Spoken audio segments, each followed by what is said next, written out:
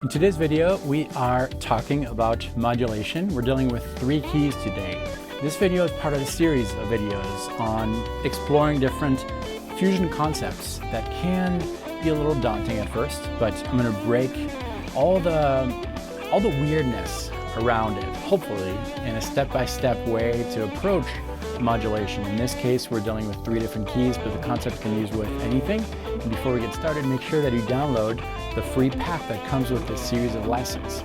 The link is in the description of this video. All you need to do is enter your email address, so I'll send you the pack. The pack is made with all the backing tracks that we're going to use in the series and the charts. Do it right now, and without further ado, let's get started.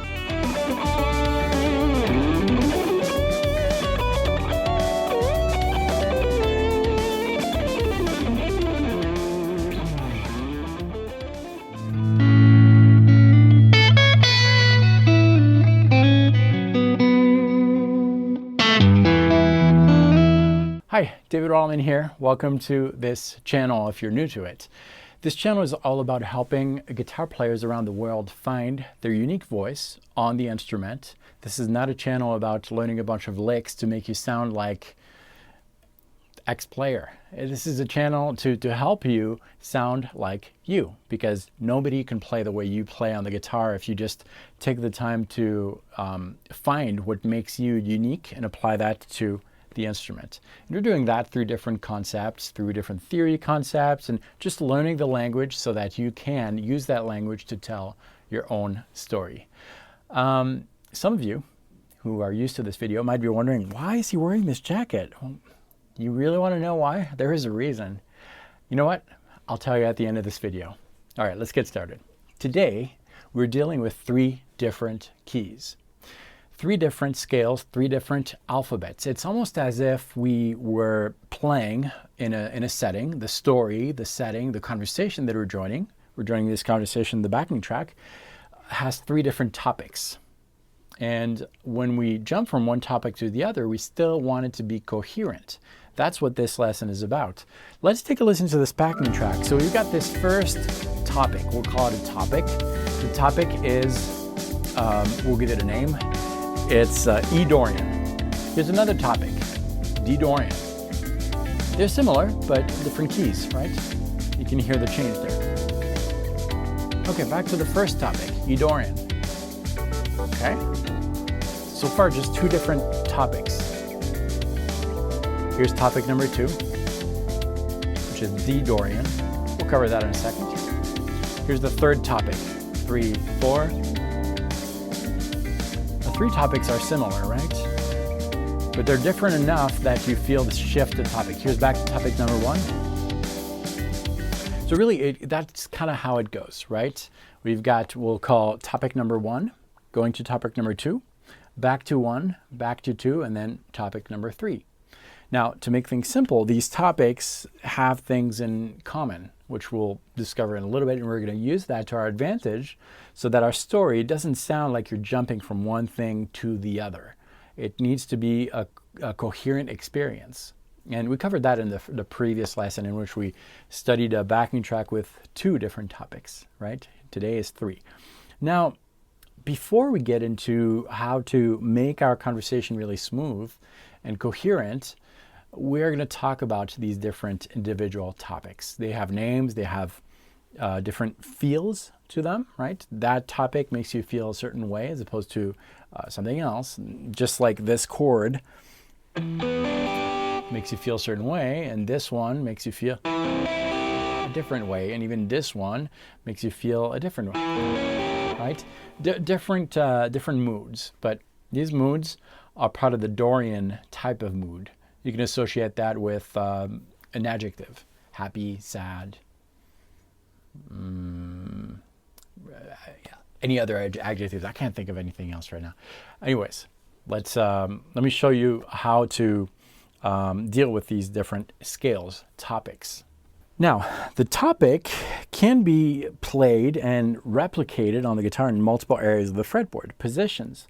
Positions are just positions. I could play this phrase here, for example. I could also play it here or here.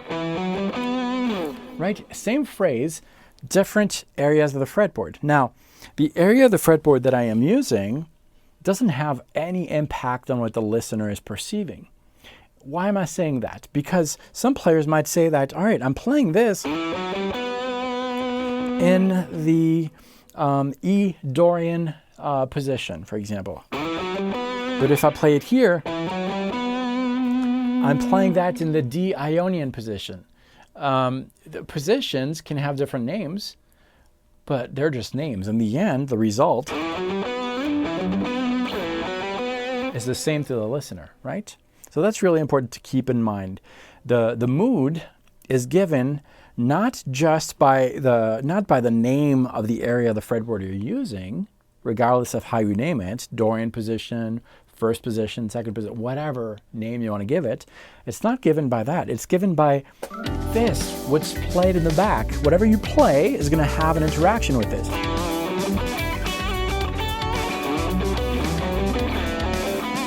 Right? It doesn't matter where you play it. It's got the same feeling.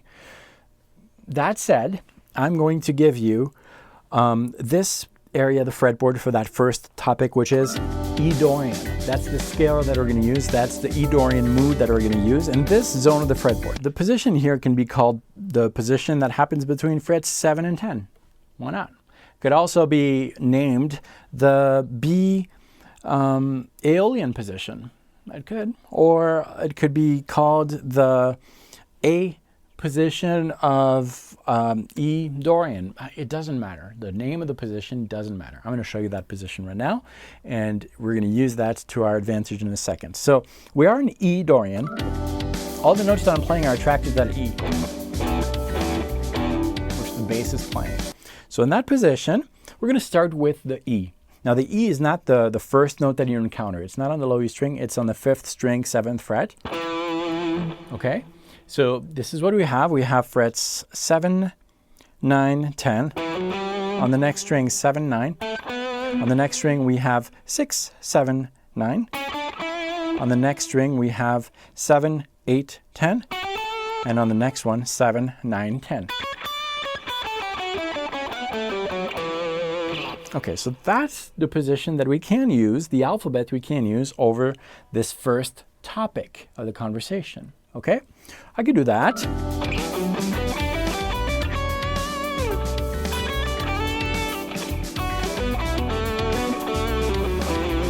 Here's the second topic. Now the second topic is in D Dorian. D is 2 frets below, so I could play the same exact fingering here, the same exact shape. 2 frets below. By the way, I'm not expecting you to memorize all these right now. That's where the charts, what the charts are for, which you can download below for free. But I could do that, right? I could on the second topic, same exact shape, 2 frets below. And I could do this with the third topic as well, because the third topic is C Dorian, which is from the 3rd fret of the 5th string. I could play the same exact shape, fingering. So let's give that a try and see what happens. That's the first topic. Here's the shift.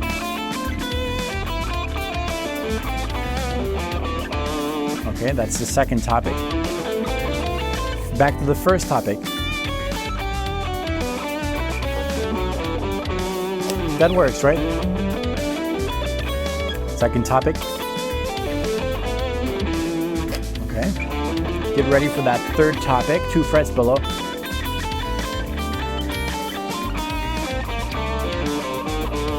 That works, right? And back to the first. All right.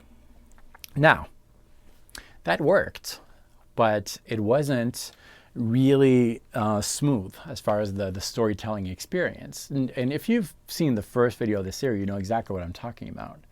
I recommend that you watch this. Maybe after this video, go back and watch it. But what I mean by that is that there are some jumps around.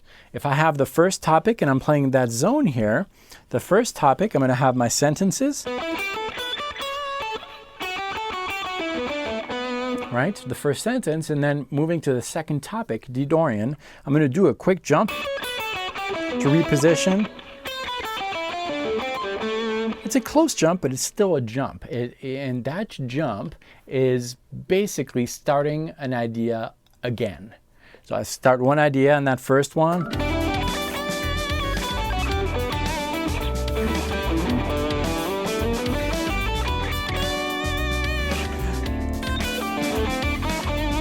Right? And that works. But you've got to reposition.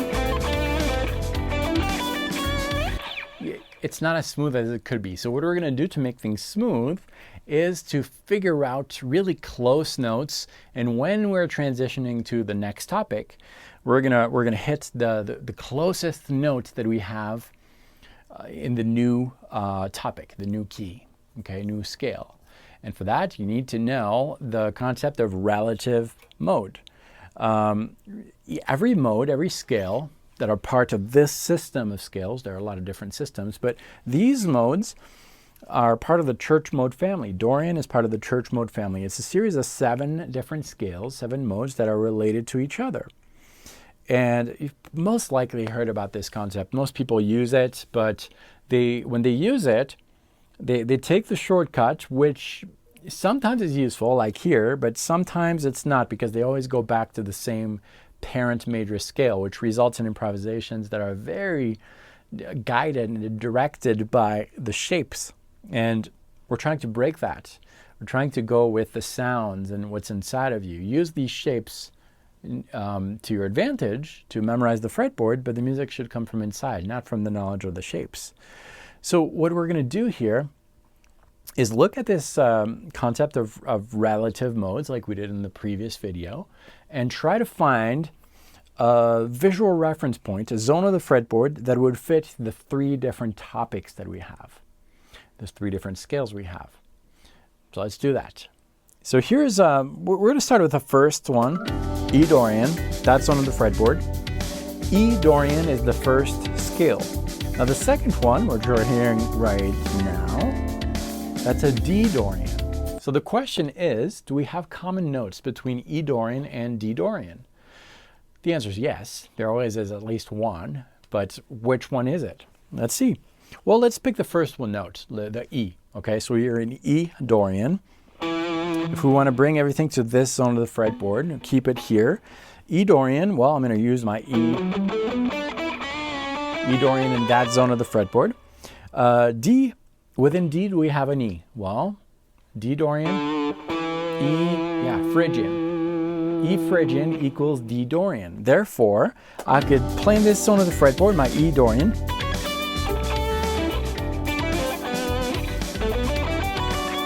And E Phrygian. You heard that? The modulation was very smooth. Here's back to D Dorian.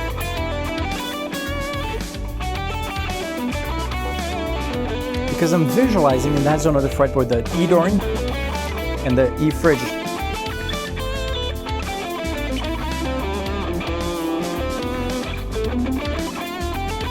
Here's the third topic. Oh, I'm now in C Dorian. Do I have an E in C Dorian? Well, let's see. Let's do a close-up here. I've got my C Dorian. The next note is D Phrygian. Next note is E flat Lydian. Next note is F. Uh-oh, there's no E in there. Therefore, I can't really find, the E is not common to the 3 different keys. That might be a problem. Well, what about D? Maybe D is common to all these keys. We know that D is found in E Dorian. It's also found in D Dorian. Is it found in C Dorian? Well, C, D, yes, it is. Great. So now let's replace E Dorian, D Dorian, C Dorian with D something, and D something. Hopefully that makes sense. So let's do that. We've got E Dorian is the first topic.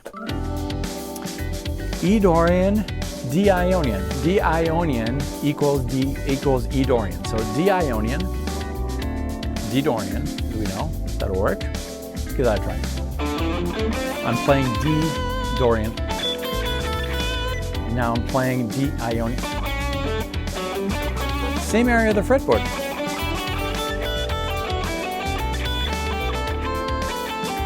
Dorian. You heard that modulation? And now, D Phrygian. Everything is in the same zone of the fretboard.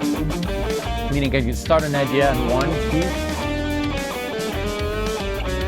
and finish it in the next. That's D Ionian, D Dorian.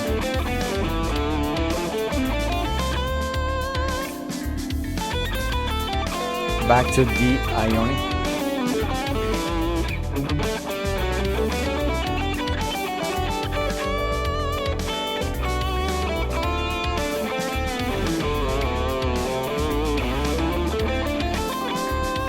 Now I'm going to play D Phrygian.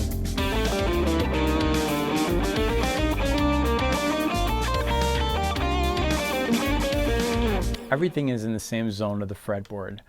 Now, the charts are really going to help you because on the charts that you can get below, you will have this backing track and you will also have those positions listed in a narrow area of the fretboard. And as you're practicing this, I would recommend that you start practicing it with no backing tracks at all.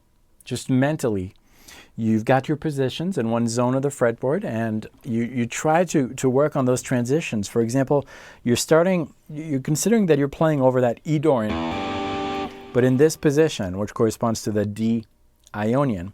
So start a phrase in D Ionian and then make the transition to D Dorian. As you're playing D Ionian in that zone of the fretboard, you are visualizing, superimposing to this, the D Dorian. And you work on those phrases like that. Then you add the backing track, D Ionian.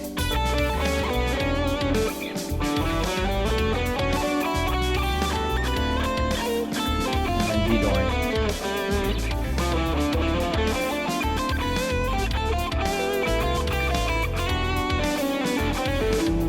You hear those transitions?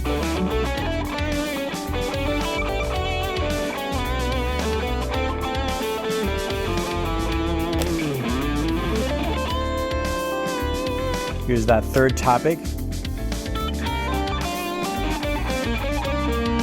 which corresponds to that D Phrygian,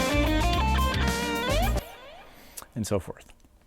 Okay, now I realize that if you are just clicking on a video because you saw a thumbnail that was appealing and you watch this video and your head is about to blow, don't worry, get the charts below and watch the very first video of this series. It's going to help. I'm just assuming that you have watched those, that first video. It's really going to help. Make sure you download the charts. And if this is your first visit, you should subscribe because every week, Mondays, Wednesdays, and Fridays, there's a new video like this one that comes out. Exploring a new concept. Right now we're in this modulation type of thing, fusion type of playing series, but there's a lot of videos on the channel and hopefully you like what you saw. Make sure you click the bell notification so that you get all the notifications when a new video comes out, completely free. And well, what about this jacket? What's going on? Well, here's what's going on. Not only is it cold here in Colorado today, a little chilly, but I was painting earlier and I have a little bit of paint on my shirt. Well, why is that relevant? Because what am I painting? Something to do with the new studio. You're gonna love this. I've got so many secrets that I cannot share yet, but the channel is going to move somewhere. Oh my gosh, I can't wait to share that with you. Anyways, there's paint going on right now. Probably won't happen in the next few weeks, but you know, within the year, something big is happening, and I cannot wait to share that with you. Thanks so much for watching this. Make sure you get the pack below. I'll see you very soon. Practice well. And remember, nobody can play the way you play. You're unique, and that's what this is all about. If you get overwhelmed with the concept, move on to the next, or just play. The end result should be that whatever you're playing on this comes from inside. So spend time. What do I want to say? How do I say it? And then you'll just say it. Thanks for watching. I'll see you next time. Practice well.